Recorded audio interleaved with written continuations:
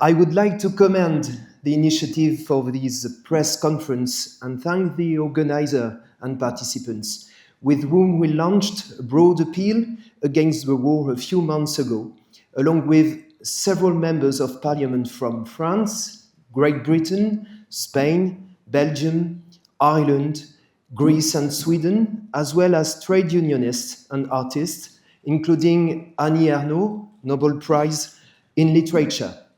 Together, we are preparing an international conference against the war and the genocide of the Palestinian people, which will bring together delegations from about 18 countries and a large anti-war rally that will take place in Paris on October the 5th.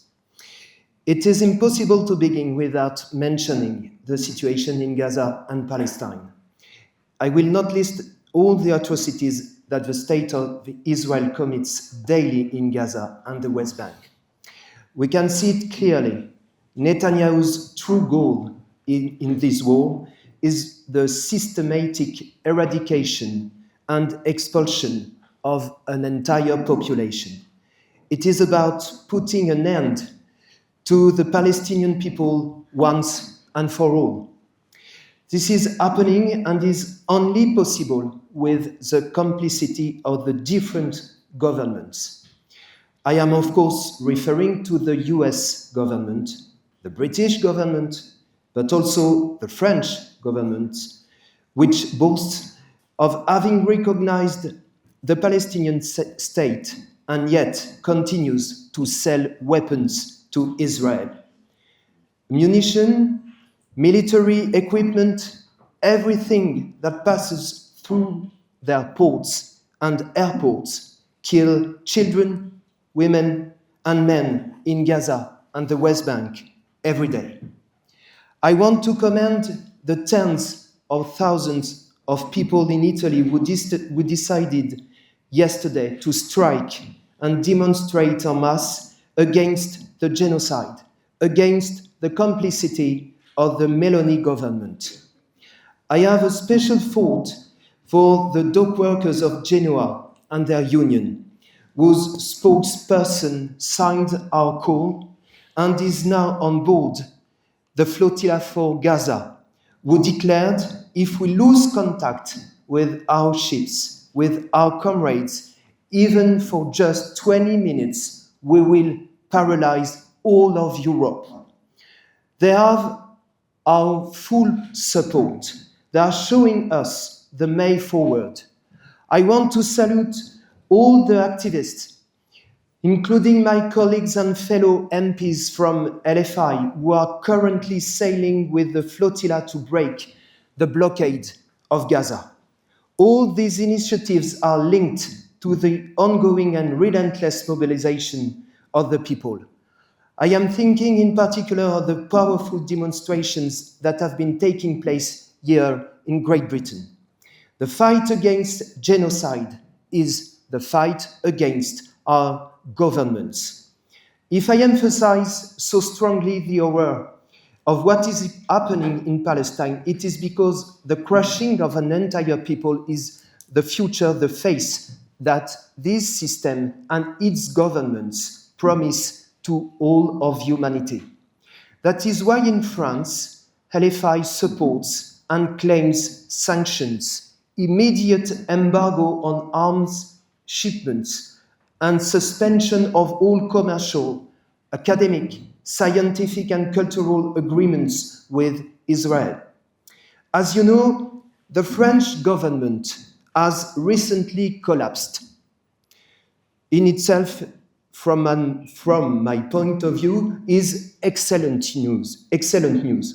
But President Macron, who absolutely refuses to abandon his policies, has appointed his Minister of Defense, his Minister of War, as Prime Minister.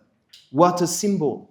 The current Prime Minister is the one who guarantees the arms deliveries to Israel, which amounted to 22 million euros in 2024, is the one who in 2023 while the war in Ukraine had already claimed hundreds of thousands of Ukrainian and Russian lives, said, "We must recognize that the war in Ukraine is an opportunity for the French arms industry."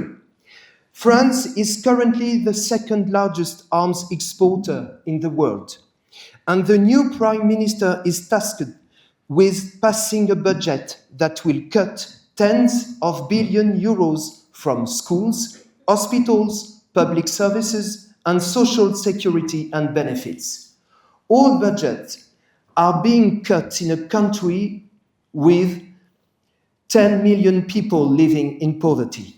All budgets except those for the repressive forces and the military, which are increasing.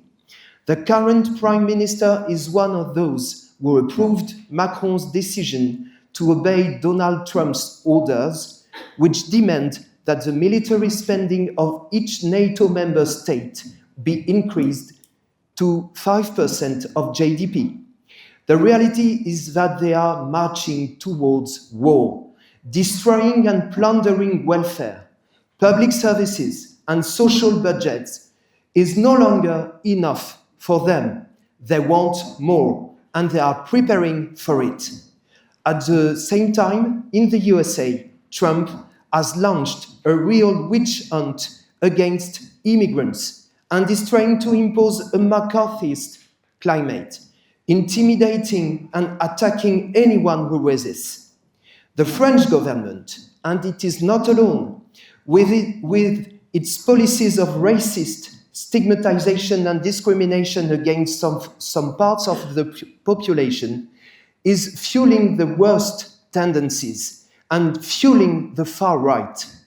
But looking at the situation, I am firmly convinced that there is a very deep aspiration among the people, among the workers. Things must change radically.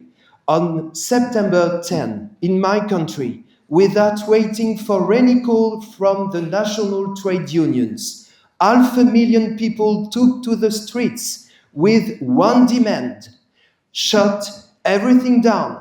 Macron must go. And on September 18, more than 1 million people demonstrated with their unions.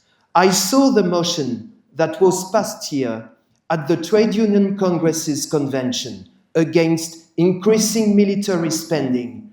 That is a tremendous point of leverage, not only in UK, but all across Europe. The reality is that now is not the time for compromise or making deals with this system, with its leaders who profit from the destruction and chaos they create, a system that leads to barbarism. Now is the time to unite the activists, the forces that are fighting and taking action to break decisively with this system. And they will be meeting in particular in Paris on October the 4th and the 5th. Thank you for your attention.